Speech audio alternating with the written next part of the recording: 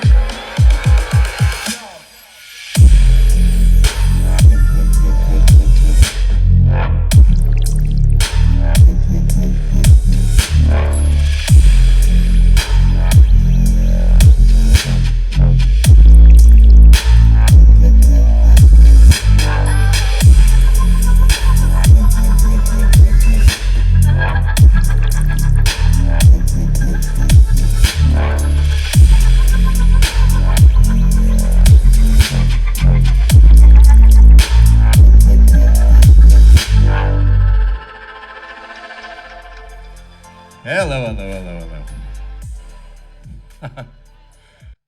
All that hype and just that.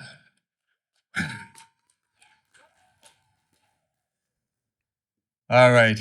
So, you guys get to be the beneficiaries of experiencing the Krakatoa for the first time in a big, fun field like this. And the Stackatoa, which is that thing on each side, the big, tall, 11-foot high thing. Here's some fun facts.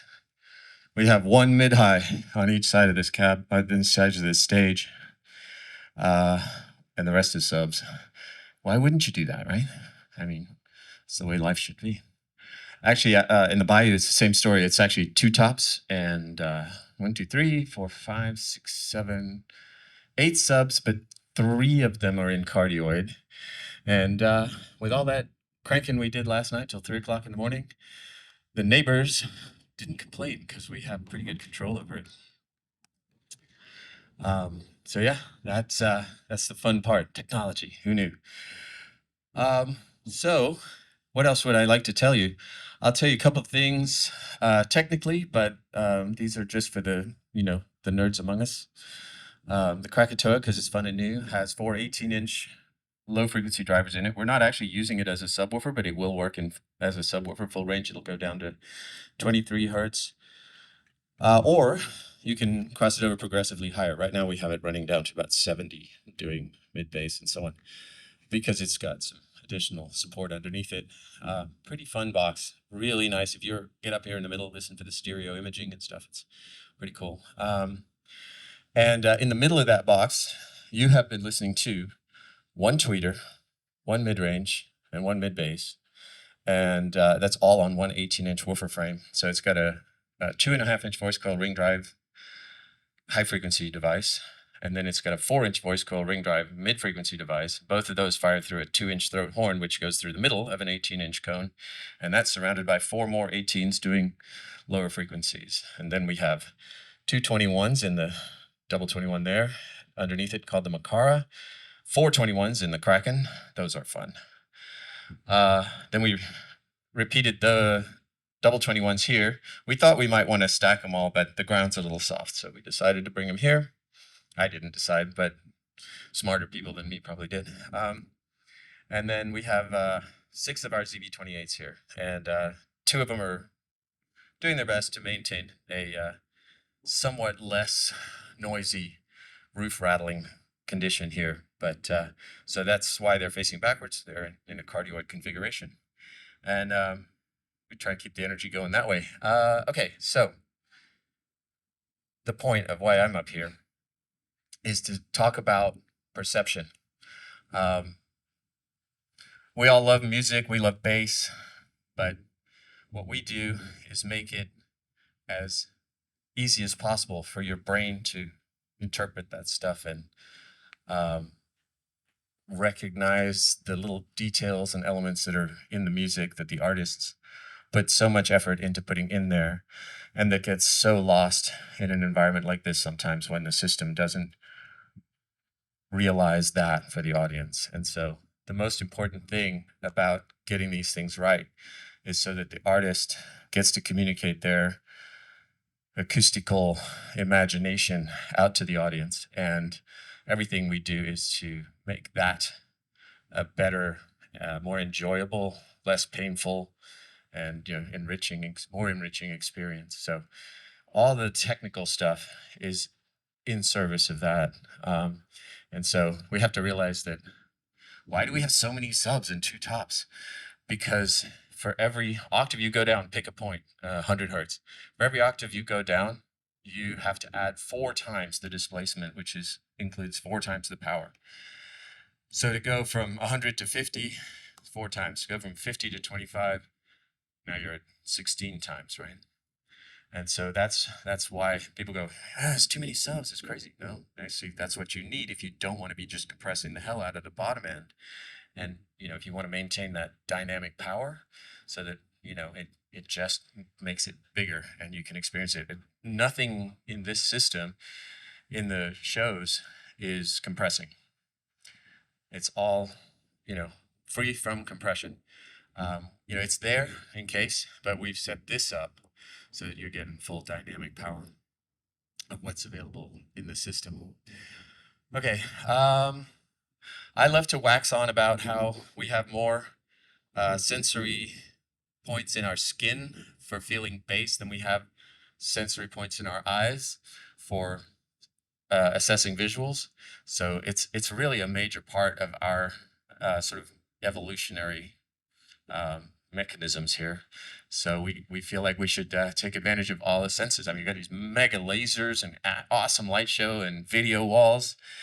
And so you got your eyes working, you've got the music, the mid highs and everything, but that bottom end, it's for your body, it's for your skin. And evolutionarily, we evolved in a point where we didn't have this. The only things that we experienced before there was electricity was effectively lightning, actually thunder, and earthquakes and giant waterfalls, and those are things that rumbled. So those kinds of experiences were really coded into our DNA as being, like exciting or dangerous. So we trigger to that, and it triggers our pituitary and our adrenals and stuff.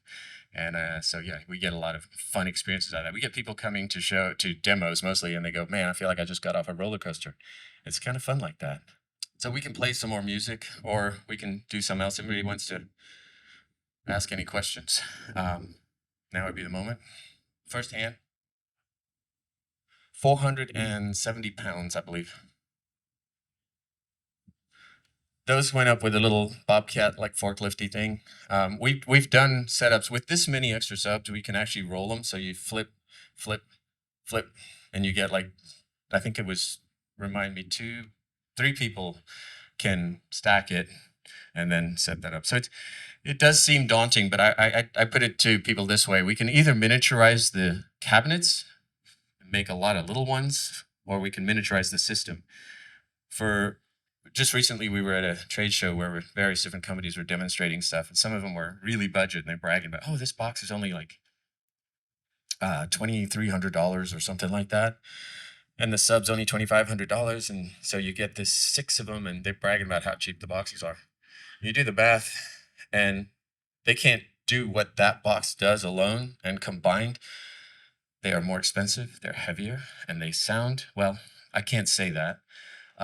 But you know, people can judge for themselves on that one. But in terms of it, I will say that that box compared to 6 line arrays and 4 subs, which of course is a silly ratio, for our world anyway, is lighter, louder, lower, and less expensive, and draws less power.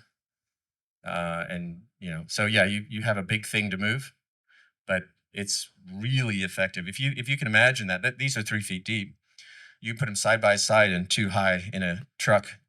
So for every, well, this whole thing, this whole stack, so you've got 1 stack there, 2 stacks, 3 stacks. You've used 3 feet and then 6 feet on one side of the truck. I mean, it's mad how much stuff you can put in there, and then all the rest of this, those can stack 4 high on one of our carts if we need to. So 3 high, 3 high, and you've got just a mad crazy system in basically a 15, what do they make them in, 14, 16-foot box truck. And if you have like a 24-foot, you got room for your lights or whatever else you need to take. So it's really, really, really space effective. It's the highest output density that I know of in that kind of cubic volume.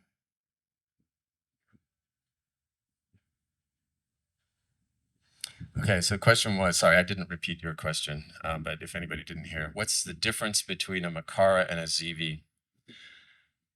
Lots. The ZV-28 is a direct radiating vented low frequency box. It is very smooth. It's got great depth and flat frequency response, and virtually nothing has to be done to it other than high pass, low pass. But when you have a large coil, heavy 18-inch woofer, it is difficult to accelerate it. It doesn't have a whole lot of higher frequency sensitivity, so you have to overcome that mass with power, and then you have to overcome that mass to stop it again. So you have excursion limits. The Makara is a 6-order hybrid bandpass. So a normal 6-order bandpass would be used to attenuate the high frequencies, the higher frequencies, more than this does. This is a little bit more open on the high end, so it's kind of hybrid. It's not being used so much for that low pass filter function of a 6-order. So what it is doing, though, is it's increasing the sensitivity in the ranges where excursion would be demanded. And so we can EQ down, demand less out of the driver, have more amplifier headroom for the violence and the dynamic brutality that you can get out of that without being negatively affected by the mass of that 21-inch cone, because you don't have to accelerate it as far or as fast. So that's that. And then when you talk about just perceptually, the ZV-28 is chocolate pudding with heavy whipping cream, right? I mean, it's thick and rich and big low end. The Makara displaces more air, and it has a sort of bigger presence, but that's partly due to the sort of mid-band and upper range of the subwoofer range sensitivity they can have, so it's got a little bit more headroom up there. It's a bigger box, it's a heavy box, but because it also has bigger cones, it can displace more air than 218s, so it's a little bit more SPL that it'll generate as well. Yeah. Yeah, louder, mostly louder. It's hard to quantify because there's certain things, the limitations we have to put into the electronics to prevent hyperexcursion, to prevent thermal overheating, and so on and so forth. We got a multi-layered limiting system that actually monitors what frequencies are going in, triggers limiters independently. So we have to protect it against all that. So it's marginally louder at the very low end when the ZV-28 is really, really strong, but it's a lot louder where the ZV-28 can't quite do that upper bass hit. Yeah. Any more? Yes, sir. Well, they say the best way to EQ a room is with a bulldozer.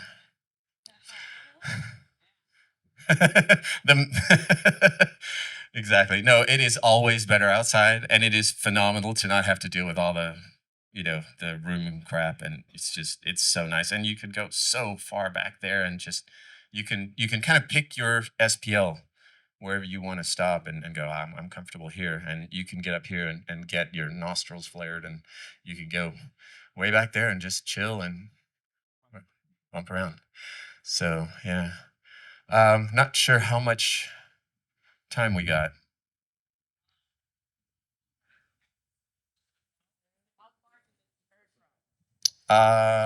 Well, there's a dome back there, and I think there's no, there's no, realistically, you could figure that out. You can do the math on, 60 B per doubling of distance, right? Inverse square law. And you start with what we can achieve here, which I know we were doing consistently like 116 dB back there. So do the math and figure out what you can hear. We've got a couple of mixes to play if you guys want to hear a little bit more. And so our CEO, Leanne Amber, is here, and she's back there. She was up here a minute ago. And everything that doesn't make a noise, other than me, she manages all of that. So yeah, she's the one who's the one responsible for getting all this stuff done. I just do the mad scientist part. So yeah. All right, she is ready to play.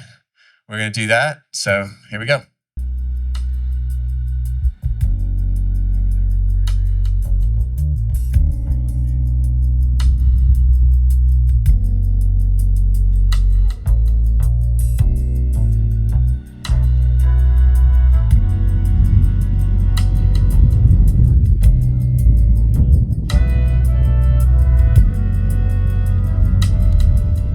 Thanks to you, I've got a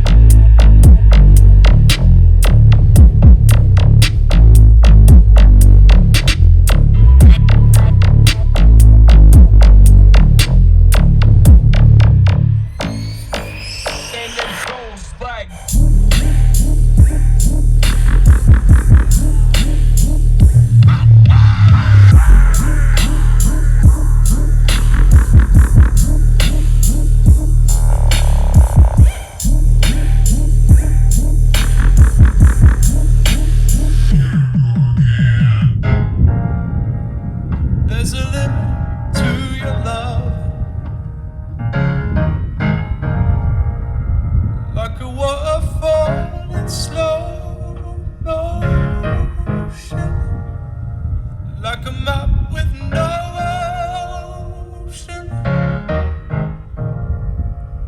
There's a limit to your love